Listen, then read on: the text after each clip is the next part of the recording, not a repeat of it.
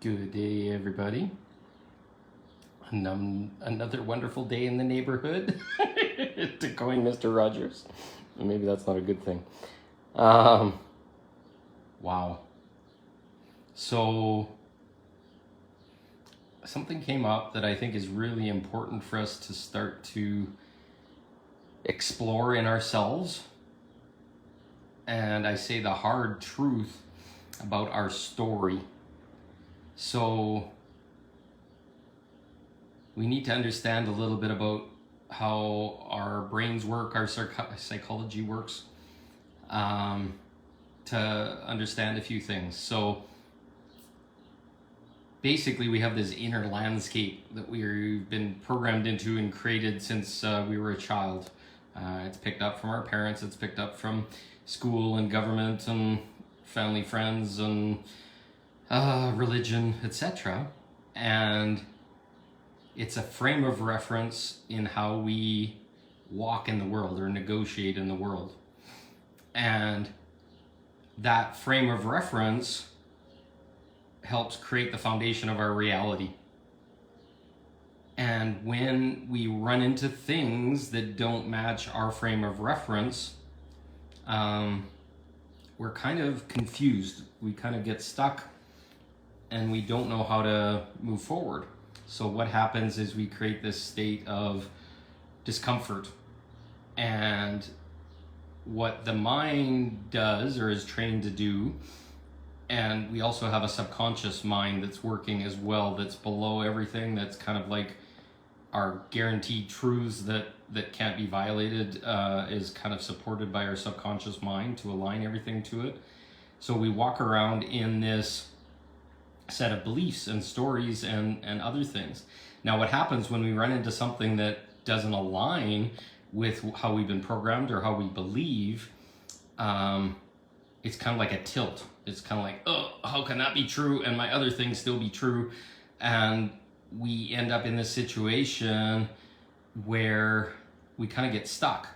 Like, think of it as a vending machine that's on tilt. You can't go past that. If I believe in darkness, then I'm not light, or something like that. Let's talk of something really simple. So if darkness exists, then I have to do everything to avoid it, or whatever. We create these little suppositions in our mind that basically say that if I'm a good person, I won't cooperate in anything that's dark, but what's our definition of what's dark, etc. So it's like, can I go out in the dark and not be dark?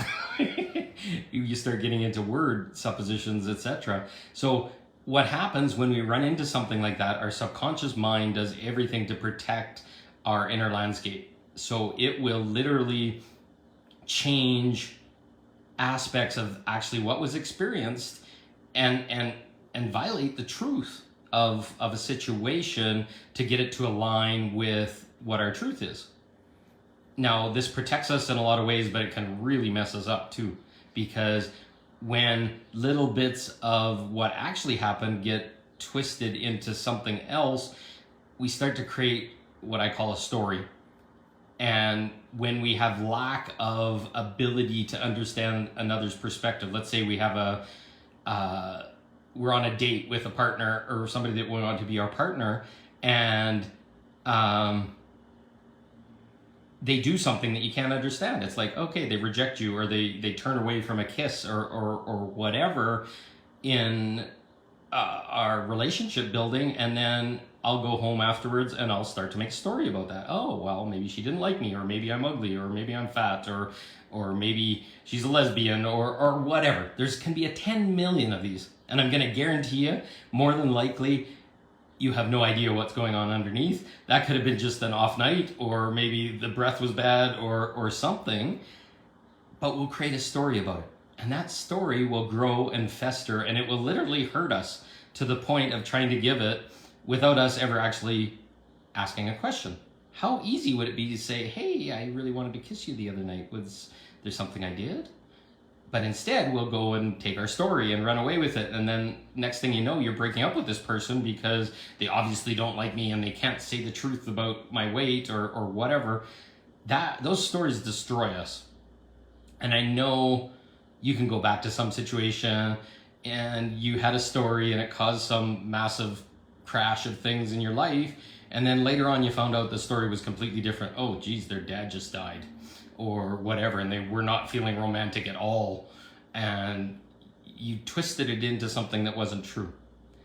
So in our journey of ascension, we have to begin to start to look at our stories and start to realize we can't put meaning to everything. There's gonna be stuff that's gonna come in as lessons that have no meaning, don't have a story. They say nothing about you, but those stories, if we let our mind go rampant, will kill us, will destroy us, will self-sabotage us, will cause even more of the same thing, because we're not going in and allowing and non-attaching and other things. We create all these things to feel good, to say that we're good enough, we're worthy, we're whatever. Well, we have to start not taking that projection outside of us and instead saying, I am worthy. I'm a nice looking guy. I love my beard. I love being bald. I love how my body weight is, etc. But that only comes with time. The more we project outside, the more we get a story, the more we build our self-definition by how people treat us or speak about us or whatever, the less and less we're self-reliant. The less and less the foundation we're built upon is built upon self-love. It's like, oh, I gotta please and I gotta make other people happy and all these things which we know over time just fail us, and then they walk away or they move away or something happens and we're destroyed and we gotta start all over again. What if we start from a story of, I'm a good person, I love myself, I'm worthy of having relationships, I'm worthy of abundance, I'm worthy of a good job, or I'm worthy of a good house, I'm worthy of having safety. When we start to create those things within ourselves, it's much easier. And there's no stories in them. You can sit and you can say, okay, well, does people believe that I'm safe inside? Or do people believe I'm abundant or whatever? Well, I don't give a flying frick after a while. After a while, it's not about them, it's about me. And that's not selfish. If I don't have that foundation first, they're not going to believe I'm anything. And we get into this job of building stories of how people treated us, what they didn't say, what they did say, how they said it. 3 layers underneath of trying to analyze what was really meant by what this thing that said, which none of them were said. It's just our mind trying to drive us nuts and take control, and the ego trying to say, oh, they don't think I'm good enough or whatever. Well, that ego is not helping us. It's a thing that can help us get ahead and other things, but it can get way out of control very quickly. And the ego is the thing that will write the worst stories that will massacre you for your whole entire life. And like I said earlier, our subconscious mind is constantly trying to align and twist everything to a story that we have in our head. The less stories we have, the more we believe, the more we know, the more we respect ourselves, and the more we honor, the less and less we need stories to support things. And you're not contorting yourself. That's the other thing. Stories will be like, oh, I told her I was rich and I have a lot of money or whatever while I'm barely breaking even or whatever, and now she doesn't believe me and she hears the lie. And these stories will destroy us. And they feel wrong to other people. Like if I've got a story saying one thing and I'm twisting everything, or I believe that somebody's believed something about me and I never asked them whether they did, they're going to eventually start to line up with that, because you're creating your own reality. You're starting to align with it. So the more and more we just go in peace in our heart and ask questions. It's like, what do you mean by that? And what... Do you really like me? Do you understand what I'm saying, or whatever, and get it so that half-truths aren't required, reading underneath aren't required, then the stories don't come in. It's like, she said she likes me directly. This happened. Oh, she said she's feeling like she's sick today and she didn't want to kiss because she was protecting me, but didn't want to say that.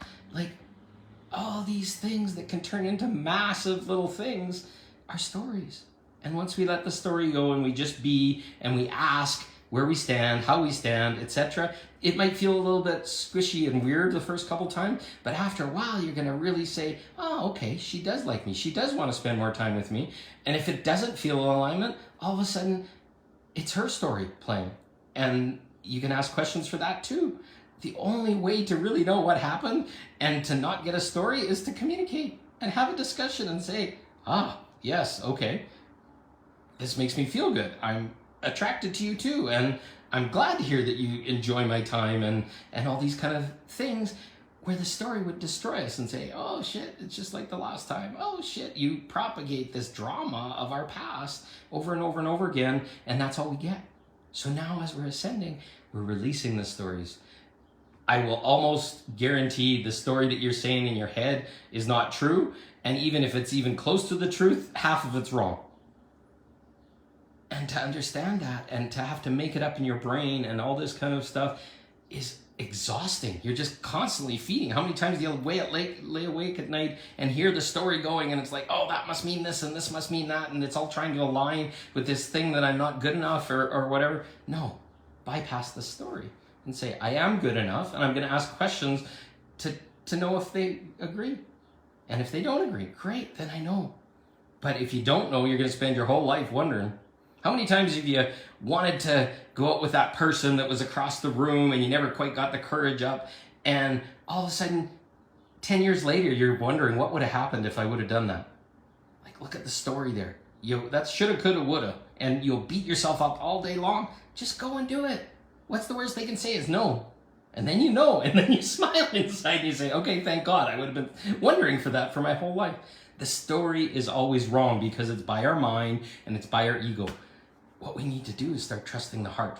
And the heart's not full of stories. The heart's full of feelings and what's right now, and I'm attracted, and this feels good, and I desire, and I want, etc., which are all parts of a soul trying to expand and try out and explore. And all the shit that happened in the past doesn't mean it has to be the same now. So, I love you all. I hope this sits in your heart, but go and use that each time you get into a story and it tears you apart. Start to realize how much of it is true and how much is in alignment with your heart, because it's all up here, and this will be just going blah blah blah blah blah, and you're like, holy shit, I can't go to sleep, because it's not true. The stories aren't true. They will hold you in an old story all day long, and you're going to dissolve story after story after story. Oh, I'm not good enough, or in high school dating didn't work, and this didn't work, and that didn't work, and I've never been kissed, and I've never been blah blah blah blah. You'll find that you got 10 layers of story that aren't true. And all of a sudden it's like, holy shit, I'm ready.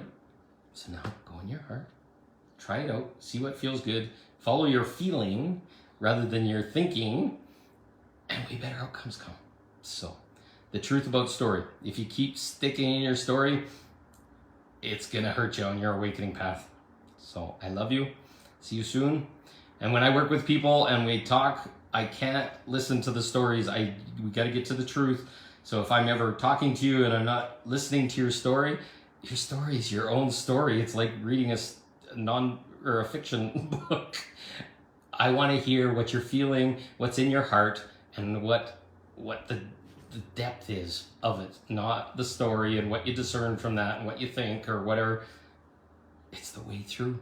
It's to get rid of the stories, get rid of the past, let it go, love it, and shine. And shine and trust that you're good enough and trust that all the good things are going to happen. So, I love you. Thank you for listening. Lots of good information in here. If you're just getting on now, take a look at the beginning. Talk to you soon. Love you. Bye.